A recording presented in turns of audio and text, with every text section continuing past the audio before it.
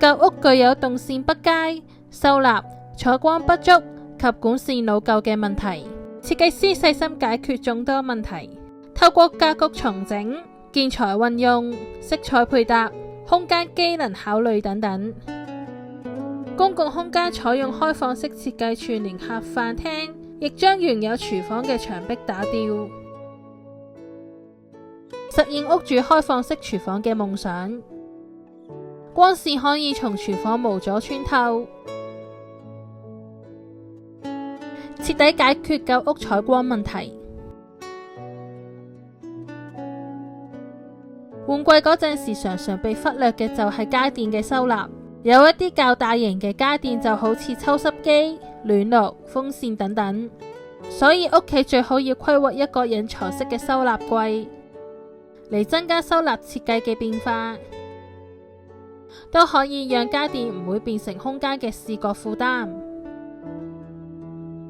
兒童房嘅設計，隨住唔同年齡嘅成長，機能需求亦都唔相同。點樣規劃先可以滿足學習嘅獨立性，以及促進家人之間嘅情感連結呢？當有兩個小朋友一齊住嗰陣，一定會有爭執嘅時候，但又希望佢哋可以一齊成長。上下鋪係最適合，亦最節省空間嘅安排。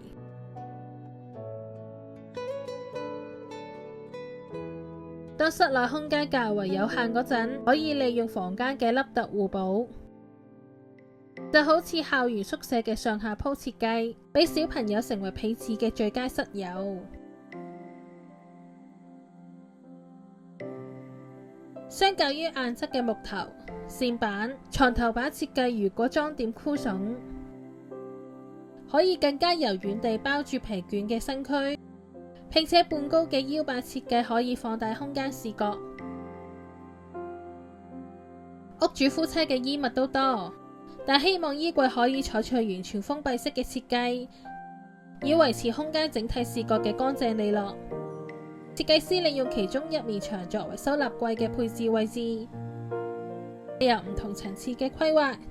令牆面由上到下都可以收納嘅空間。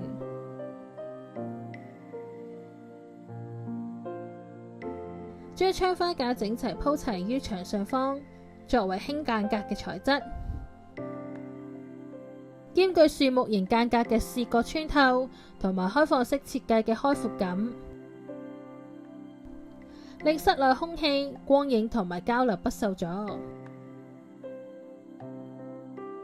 原本嘅浴室冇乾濕分離，洗手台亦同淋浴區過近。更換窗之後，透過浴屏分隔乾區同濕區，